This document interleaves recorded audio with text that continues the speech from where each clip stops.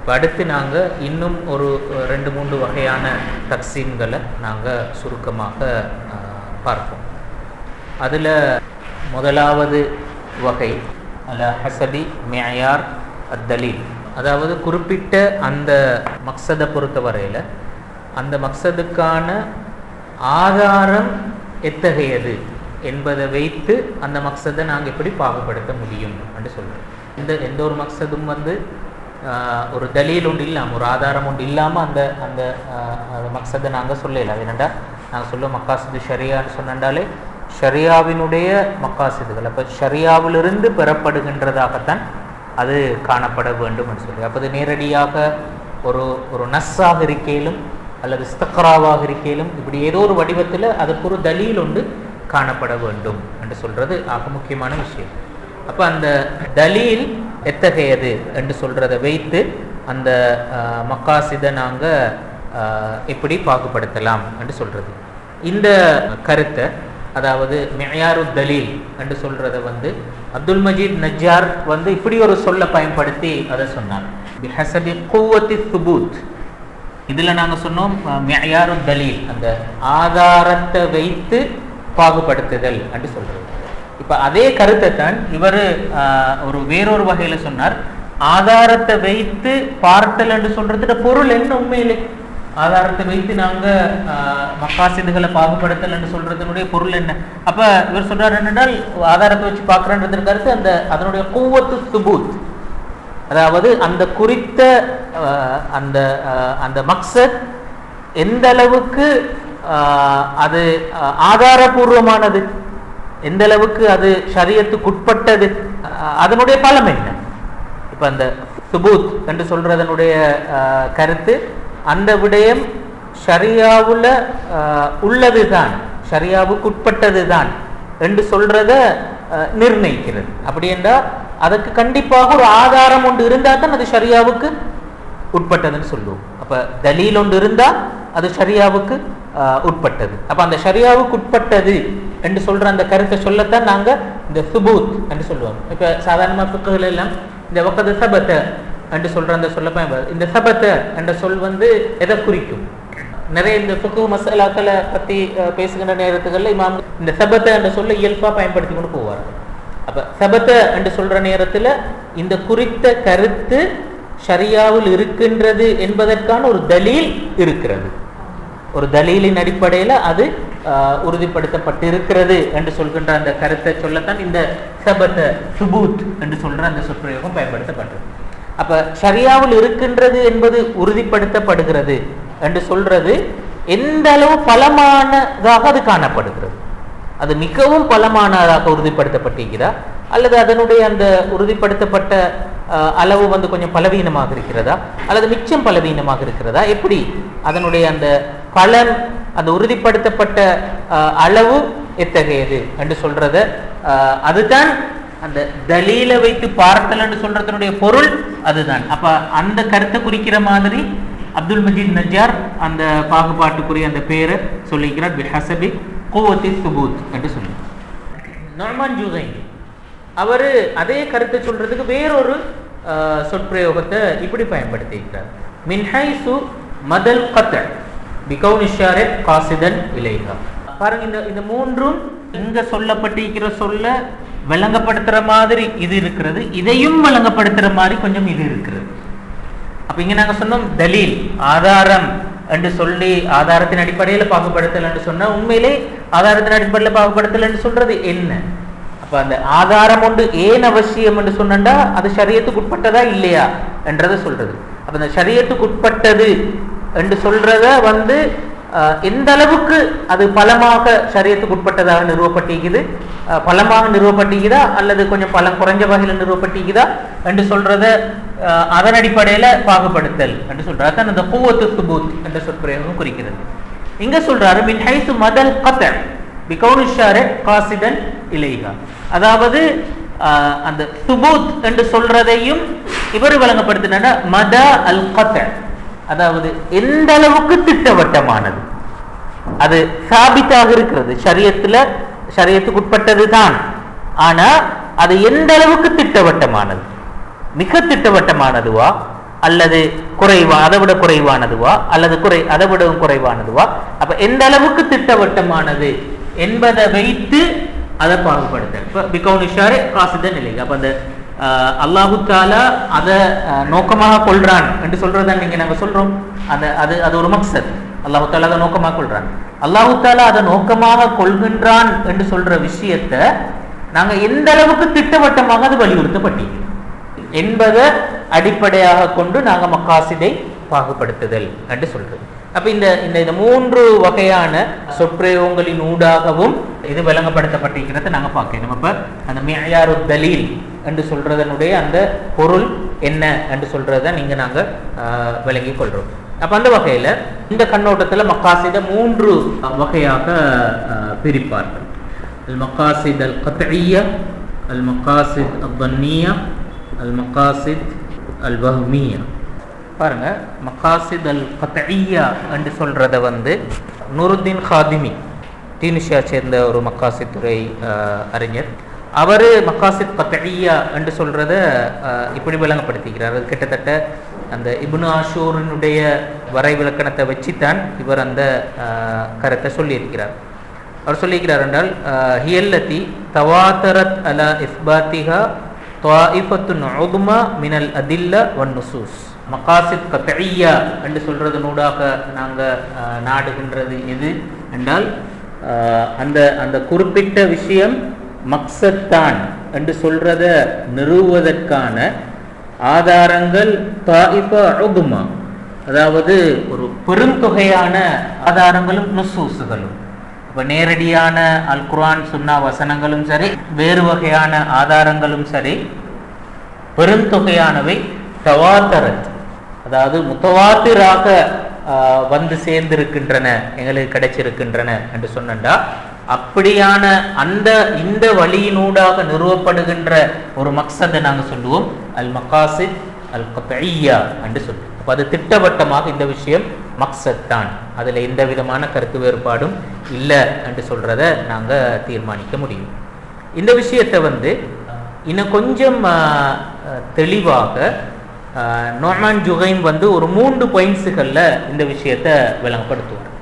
அவர் சொல்லுவார் என்னென்னா, இப்போ இந்த கீழ் வருகின்ற இந்த 3 வழிகளின் ஊடாக அல்லது இந்த 3 வழிகளில் ஏதேனும் ஒரு வழியின் ஊடாக ஒரு குறித்த மக்சத் நிறுவப்படுமாக இருந்தால் அந்த மக்சதை நாங்கள் மக்காசித் கத்இய்யா என்று சொல்ல முடியும் என்று சொல்லி அவர் சொல்லுவார். அதில் முதலாவது அன்னஸ் அல்லது லா யஹ்தமிலு தஅவீல், வேறு கருத்தொன்றுக்கு இடம்பாடு அளிக்காத நஸ், நேரடியான ஒரு ஆயத் அல்லது ஒரு ஹதீஸ், அதில்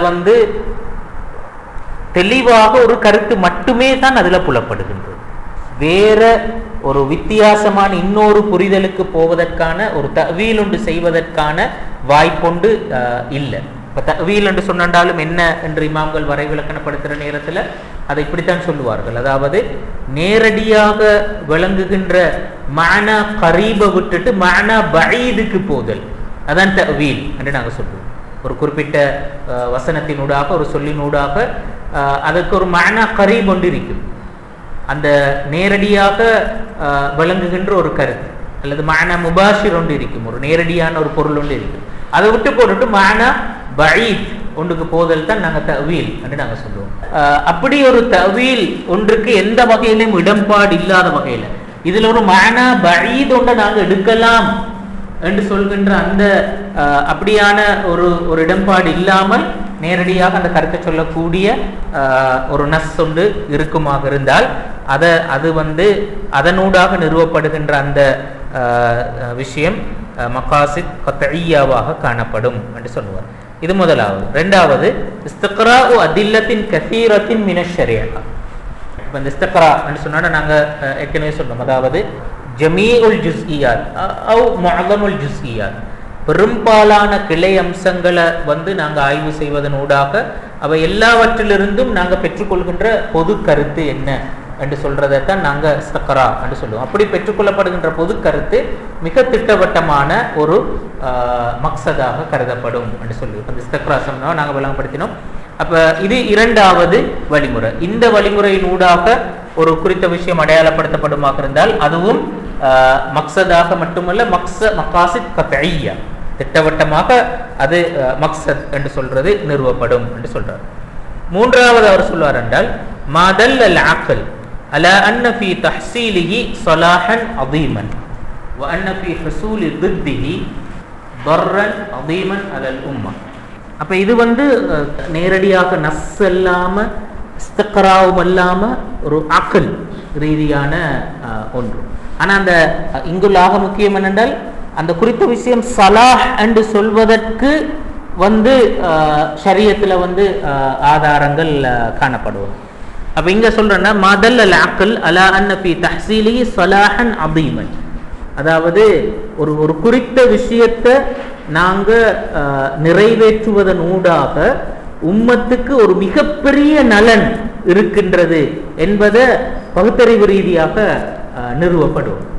அறிவுபூர்வமாக அந்த விஷயம் அந்த நிறுவப்பட வேண்டும். இந்த விஷயத்தை செய்வதனூடாக உம்மத்துக்கு ஒரு பெரிய நலன் அதுல காணப்படுகின்றது என்று சொல்லி அப்ப அந்த வகையில இதனூடாக ஒரு பெரிய ஒரு நலன் ஒன்று இருக்கிறது, அது உம்மத்துக்கான ஒரு நலன் ஒன்று இருக்கிறது என்று சொல்ற நேரத்துல அந்த குறித்த விஷயம் ஒரு மக்சதாக கருதப்படும். அப்ப அங்க உண்மையிலே ஷரியத் ஆதாரம் எதுக்கு தேவைண்டா இந்த விஷயம் உண்மையிலே சலாஹ் முஸ்லிம் உம்மத்துக்கு ஒரு பெரிய நலனை கொண்டு வருகிறது என்று சொல்றது, அந்த நலன் அதற்கு ஷரியத் ரீதியான ஆதாரங்கள் காணப்படும். அந்த குறிப்பிட்ட விஷயம் நலன் தான் என்று சொல்வதற்கு ஷரியத் ரீதியான ஆதாரங்கள் காணப்படும். முழு உம்மத்துக்கும் அது ஒரு நலனான விஷயம் என்பதற்கு ஷரியத் ரீதியான ஆதாரங்கள் இருக்கும். அப்ப அந்த நலனை இந்த விஷயம் கொண்டு வருகிறது என்று சொல்றதை நாங்க பகுத்தறிவு ரீதியாக அடையாளம் காணுகின்றோம் என்று சொன்னா அப்ப இந்த விஷயத்தை நாங்க சொல்லுவோம் இது ஒரு மக்சத் என்று சொல்லி. அப்ப அதே மாதிரி அதோட மறுபுறம்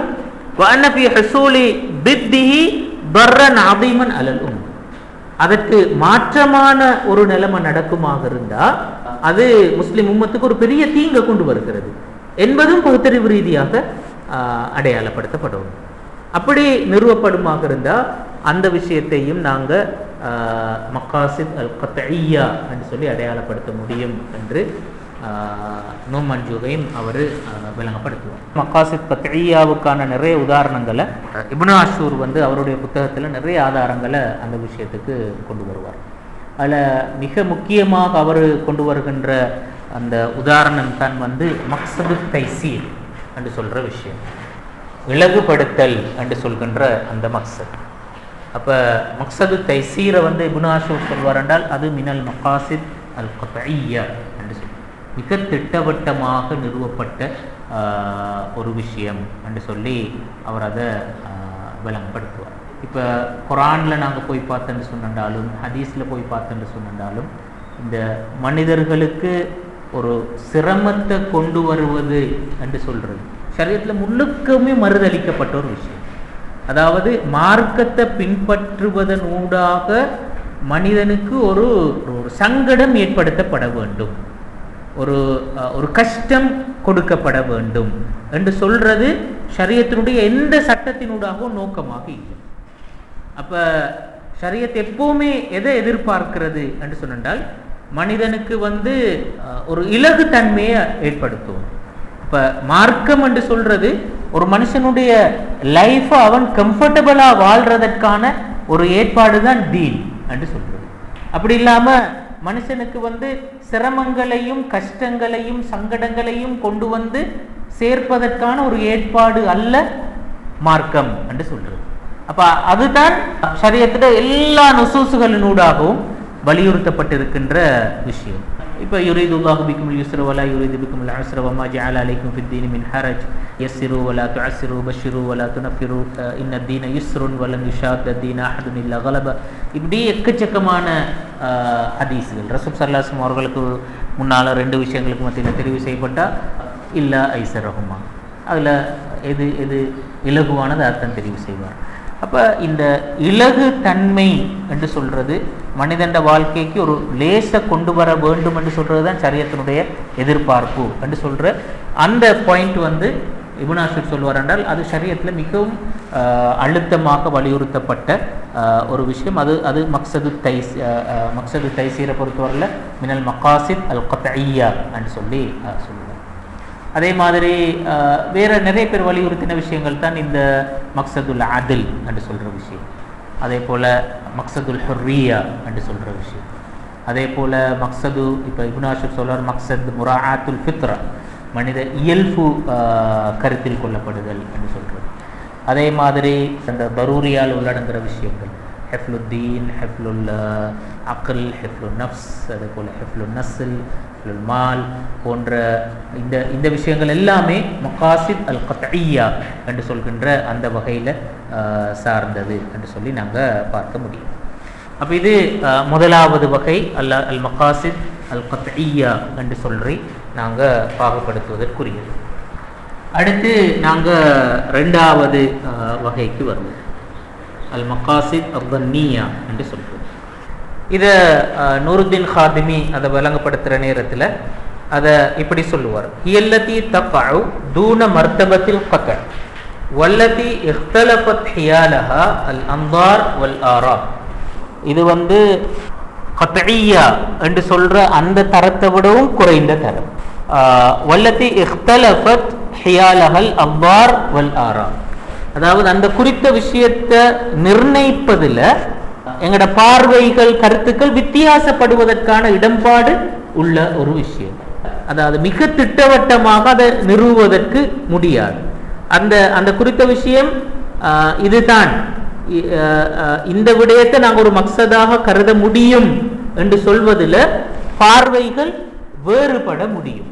அப்ப ஒரு சாரார் அதை மக்சதாக கருதுவதற்கான வாய்ப்பு இருக்கிறது, இன்னொரு சாரார் மக்சதாக கருதாமல் இருப்பதற்கான வாய்ப்பு இருக்கிறது. ஏனென்றால் அதுல இரண்டு அந்த பார்வைகள் வித்தியாசப்படுவதற்கான இடம்பாடு இருக்கிறது. ஏனென்றால் அதற்குரிய தலீலை பொறுத்தவரையில், அதற்குரிய ஆதாரங்களை பொறுத்தவரையில ஒன்று பகுத்தறிவு ரீதியாக பேசப்படுவதற்குரிய ஒரு பகுதியாக இருக்கும், அல்லது நேரடியான நுசூஸ் இல்லாமல் இருக்கும், அல்லது இருக்கின்ற நுசூசுகள் பல கருத்துக்கு இடம்பாடானதாக இருக்கும். நாங்கள் ஏற்கனவே சொன்னது போல லா யஹ்தமிலு தஅவீல் என்று சொன்னோம், அது யஹ்தமிலு தஅவீலாக இருக்கும், பல கருத்துக்கு இடம்பாடானதாக இருக்கும்.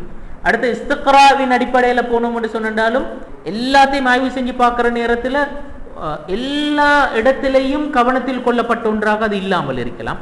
சில இடங்களில் கவனத்தில் கொள்ளப்பட்டிருக்கு, சில இடங்களில் கவனத்தில் கொள்ளப்படாத ஒரு நிலைமையாக இருக்கையிலும், அல்லது முழு முஸ்லிம் உம்மத்துக்கும் ஒரு பெரிய நலனை கொண்டு வர ஒரு விஷயம் ஒன்றாக இல்லாமல் இருக்கும். சில ஆக்களுக்கு கொண்டு வரும், சில ஒரு குரூப்புக்கு கொண்டு வரக்கூடியதாக இருக்கும், அல்லது ஒரு சூழலுக்கு மட்டும் கொண்டு வரக்கூடியதாக இருக்கும். இப்படி இந்த வகையான பண்புகள் இருக்க முடியுமானது. அப்படி இருந்தா அங்க கண்டிப்பாக அந்த ஆர்கியூமெண்ட் வித்தியாசப்படும். ஒரு சாரார் அவங்க பார்ப்பாங்க என்றால் இதுல ஒரு பெரிய ஒரு பாதகம் ஒன்று இருக்கிறது, அல்லது ஒரு நலன் ஒன்று இருக்கிறது என்று பார்ப்பாங்க. அந்த நலன் மிச்சம் முக்கியமானது, கட்டாயம் எல்லாருக்கும் உரியது என்று பார்ப்பாங்க. அப்ப எனவே அதை ஒரு மக்சதாக கருதுவார்கள். இன்னொரு சாரார் பார்ப்பார்கள், இல்லை இது இந்த நலன் முஅக்கத், இது தற்காலிகமானது, அல்லது இந்த நலன் இது முஹத்தத், இது ஒரு குறிப்பிட்ட வரையறைக்குட்பட்டதுன்னு பார்ப்பாங்க. அல்லது இந்த நலன் முஅய்யன், குறிப்பிட்ட ஒரு சாராருக்கு மட்டும் உரியது.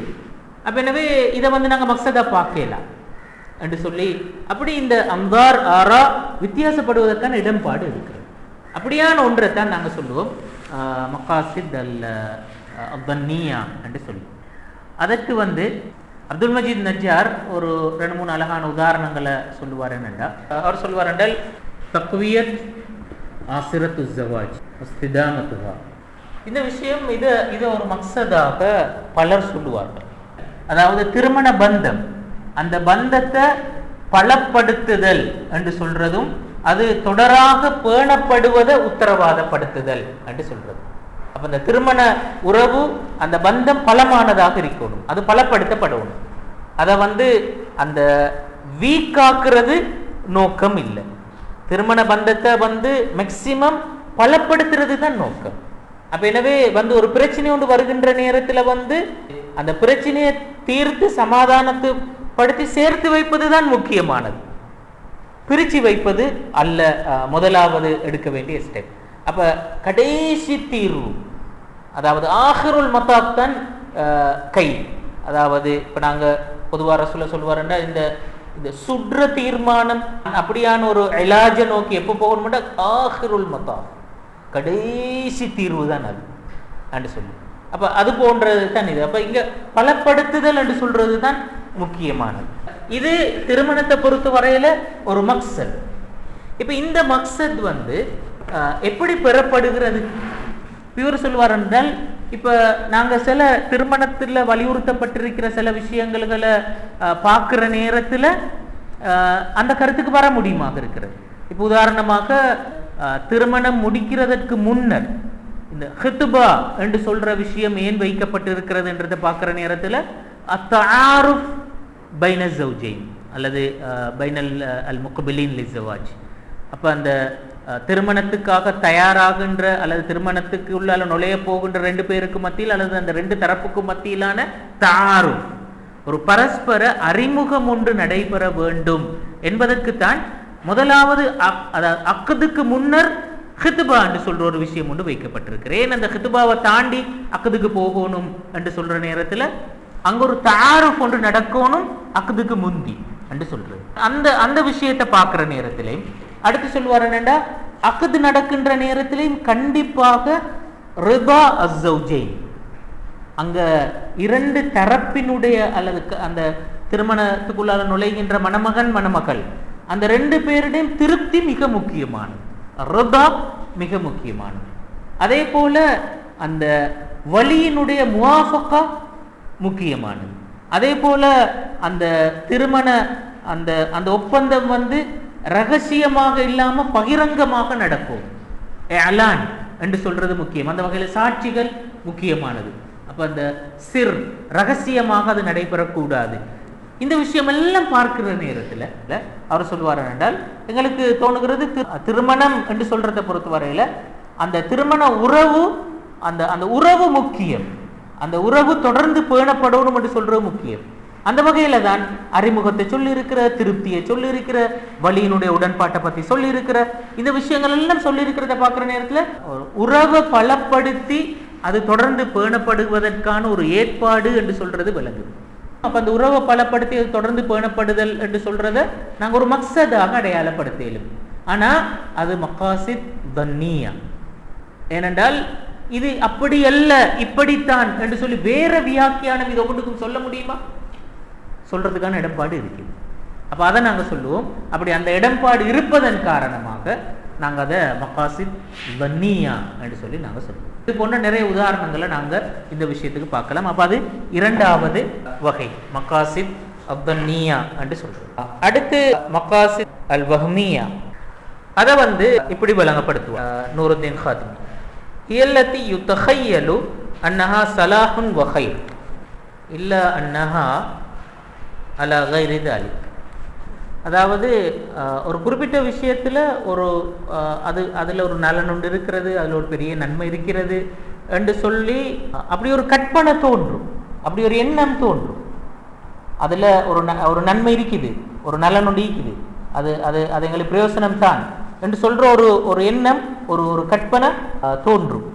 ஆனா இல்ல அன்னஹா கைரு தாலிக், ஆனா உண்மையிலே அதை நாங்க மிகச்சரியாக ஆய்வு செஞ்சு பார்த்தோம்டா கைரு தாலிக், அது அப்படி அல்ல என்று சொல்கின்ற அந்த விஷயம். இப்ப அப்படி தோணுகிறது, இதுல ஒரு நன்மை இருக்குது, இது ஒரு பிரயோசனமானது என்று சொல்லி தோணுகிறது. அப்படி அந்த தோணுவதன் காரணமாகத்தான் அதுக்கு நாங்க மகாசித் அல் வஹ்மியா என்று சொல்லுவோம். அல் வஹம் என்று சொன்ன வஹிம என்று சொன்னா தரத்தத, ஒரு குறித்த விஷயத்துல அவருக்கு அப்படியா இப்படியா ரெண்டுக்கும் இடம்பாடு உள்ள ஒரு விஷயத்தை தான் நாங்க சொல்லுவோம் அந்த வஹிம என்று சொல்றது. அப்போ ஒரு தடுமாற்ற நிலைமை ஒன்று ஏற்படுதல், அதைத்தான் இந்த வஹம் என்று நாங்க சொல்றோம். அப்படி ஒரு வஹம் ஒன்று தோன்றுறதுதான். இப்ப உதாரணமாக அப்துல் மஜீத் நஜ்ஜார் சொல்றது போல, இப்ப மதுபானம் சாதாரணமாக நாங்க இப்ப ஒரு மதுபான குடிக்கிற ஒரு ஆள்கிட்ட போய் கேட்டா ஏன் குடிக்கிறீங்க என்று சொல்ற நேரத்துல அவருக்கு கண்டிப்பா அதுக்கு அவர்கிட்ட ஒரு என்ன சொல்ற ஒரு தர்க்க ரீதியான ஒரு ஆன்சர் உண்டு. அப்ப ஒன்று சொல்வார்கள் மனசில் உள்ள கவலைகள் எல்லாம் மறக்கிறது. இன்னும் சிலர் சொல்வார்கள் என்னடா குடிச்சா இந்த உடம்பு வருத்தம் எல்லாம் போயிடும். இன்னும் சிலர் சொல்வார்கள் என்னடா சுற்றுப்புற சூழலில் என்ன நடக்கிறேன்டே தெரியாமைக்கும் நான் பாட்டில் எந்த வேலையை செய்யலும் அப்படின்னு சொல்லி அவன் இந்த டாய்லெட் கிளீன் பண்ணுறவன். அப்போ அவன் ஒரு நல்ல ஒரு காரணம் சொன்னான், குடித்தா ஒன்றும் விளங்காது, எந்த நாட்டமும் விளங்காது. அப்போ தைரியமாக உள்ளுக்கு இறங்கி வேண்டியதை கிளீன் பண்ண, எதுவும் அவனுக்கு அருவறுப்பாக தோணாது, வேண்டியது செய்ய. அப்போ அவன் சொல்கிறேன், அதானே இந்த தொழில், அந்த தொழிலுக்கு இந்த நாத்தமோ இந்த அருவறுப்போ தடையாக்கப்படாது, நான் இந்த தொழிலை பெஸ்ட்டாக செய்யணும். அப்போ அதுக்கு என்ன செய்கிறேன், குடித்தாதான் அவனுக்கு அப்படி செய்யணும். அது அப்போ அவனோட தர்க்கம் பாருங்க. அப்போ இப்படி ஒவ்வொரு ஆளுக்கும் ஒரு தர்க்கம் உண்டி. இப்போ அவனை பொறுத்த வரையில அது என்ன மஸ்லஹா தானே. அதே மாதிரி இப்போ இந்த இந்த கொழும்புகள் அங்கே இந்த நாட்டாம வேலை செய்கிறாக்கள் ஏன் காரணம் அவங்கள்ட்ட கேளுங்களே. குடிச்சா உடம்பு பாதிக்கப்படுமே, நாளைக்கு போய் எப்படி தொழில் செய்கிற, அது இல்லை, அந்த ஆண்டு தொழில் செஞ்சால் உடம்பு சரியான வருத்தமாயிக்கும், நைட்டில் போய் தூங்கலாம் வைக்கும், அப்படி வருத்தமாயிக்கும். அப்போ குடித்தா எல்லாம் மறந்து போய்க்கு, உடம்பு வலியே விளங்காது. அப்போ நல்ல தூக்கம் போகும், நாளைக்கு திரும்ப வேலை செய்யலாம். அது அவங்களோட அது மஸ்லஹா தானே அவங்களுக்கு.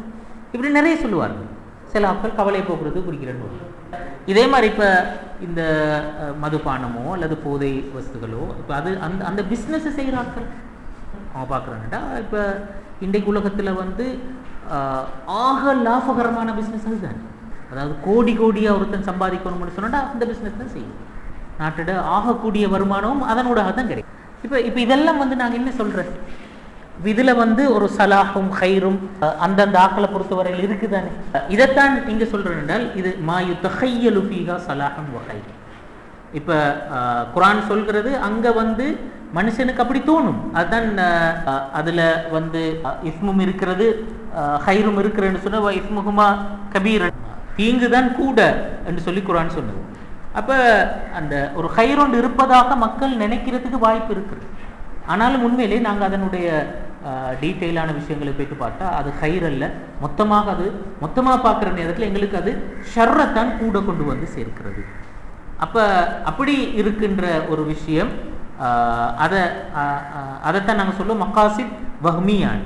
அப்போ உண்மையிலே அது மக்சத் அல்ல, ஒரு மக்சதாக கற்பனை செய்யப்படுகின்ற ஒரு விஷயம். அதான் அதுக்கு தான் நாங்கள் சொல்லுவோம் மக்காசித் வஹ்மியான்னு சொல்லி. அப்போ அதனுடைய தலீல் அங்கே அதோட கோவத்து சுபூத் மிச்சம் பலவீனமான ஏன்னா அது ஒரு கற்பனை தான். நாங்கள் எங்கட ஒரு பிரம்மை தான். நாங்கள் அப்படி நினைக்கிறோம், எதிர்பார்க்கிறோம், ஆனால் உண்மையிலே அதுவல்ல யதார்த்தம். இப்போ இன்றைக்கு உலகத்தில் இருக்கிற நிறைய விஷயங்கள் மாதிரி.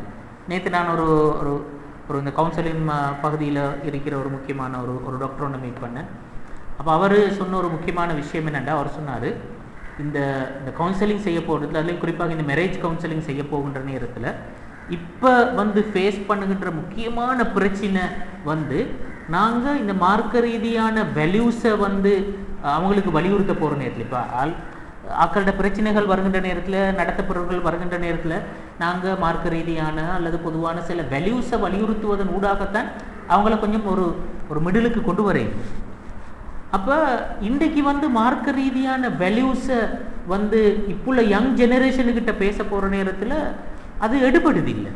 அவர் சொல்கிறார் எடுபடுதில்லைண்டா இன்றைக்குள்ள எஜுகேஷன், அவங்களோட ஃப்ரெண்ட்ஸ், இந்த மீடியா எல்லாம் அவங்களுக்கு எதை கொடுக்கறது ஏண்டா இந்த மார்க்க ரீதியான வேல்யூஸுக்கு புறம்பான வேறொரு வேல்யூவை தான் மைண்டில் செட்டப் பண்ணுறது. அப்போ அதைத்தான் ஒரு வேல்யூவாக எடுத்துக்கொண்டு தான் அவங்களோட லைஃப் ஸ்டைலில் தொடங்குறாங்க. அப்போ அதில் நிறைய ப்ராப்ளம் ஃபேஸ் பண்ணுகின்ற நேரத்தில் இப்போ மார்க்க ரீதியான வேல்யூ ஒன்றை சொல்லி அவங்களுக்கு அதை இது பண்ணலாம். அப்போ அவங்களுக்கு ஏதோ ஒரு ஃபிலோசஃபி ஒன்று அதுக்கு வச்சுக்கிறாங்க. ஏன் நான் அப்படி செய்கிறேன்னு இடத்துக்கு அவர்கிட்ட ஒரு தர்க்கம் ஒன்று இருக்கிற ஒரு ஃபிலோசஃபியை வச்சிருப்பார், அதை பேசுவார். அப்படி ஒரு விஷயம் உண்டு இருக்கிறது. இப்போ சாதாரணமாக இப்போ இருக்கின்ற சினிமாக்களை போய் பார்த்தா இந்த புதிய ஜெனரேஷன் தயாரிப்பாளர்களூடாக கொண்டு வரப்படுகின்ற தமிழாக இருக்கலாம். அப்போ அந்த தமிழ் இந்த இந்திய சினிமாக்களுக்குள்ளாலே அந்த கல்ச்சர் வந்துட்டு அவர் சொல்கிறார். அதிகமாக இந்த பிரதேசங்களை பார்க்கப்படுறது இந்திய சினிமா தானே. இந்திய சினிமாவுக்குள்ளாலே அந்த கல்ச்சர் வந்துட்டு இப்போ அது வெஸ்டர்னில் அந்த கல்ச்சர் சிம்பிளாக முந்திய வந்துட்டு அதை யாரும் பொருட்படுத்தலை. இந்திய சினிமாவுக்குள்ளால் அது வந்திருக்கிற நேரத்தில் அது பெரிய பாதிப்பு ஏற்படுத்துறது அவர் சொல்கிறார். இப்போ உதாரணமாக அவர் சொல்கிறார் என்னடா இப்போ இந்த செக்ஸ், ஆண் பெண் உறவு, அதில் பாலுறவு. அந்த பாலுறவு என்று சொல்றது ஒரு ஆணுக்கும் பெண்ணுக்கும் இடையிலான பாலுறவு என்று சொல்றது அது மனுஷன் மெச்சூரிட்டியோட ஒரு விளைவு என்று சொல்ற விஷயம். கல்யாணம் என்று சொல்றது அது கல்யாணம் என்று சொல்றது பாலுறவுக்கான ஒரு கண்டிஷனே அல்ல. பாலுறவு என்று சொல்றது ஒருத்தருக்கு அந்த தேவை ஏற்பட்டா பாலுறவுல அவர் ஈடுபட்டுலாம். அதுக்கு பிறகு அவங்க விரும்பினா கல்யாணம் முடிக்கவும் மேலும் முடிக்காமைக்கவும் வேணும். ஒரு பாலுறவை வச்சு கொள்ளுதல் என்று சொல்றது ஒரு அது மனுஷன் மெச்சூரிட்டியில ஒரு இடம் என்று சொல்றேன். அப்ப எந்த அளவுக்கு ஒரு தடவை அந்த ஒருத்தர் சொன்னார் என்னன்னா, இலங்கையில ஒரு பௌத்த ஒரு ஜேர்னலிஸ்ட் ஒன்று சொன்னாராம். அவரோட ஒரு ஸ்பீச்சில் சொல்றாராம், அவர் கவலைப்படுறாராம்.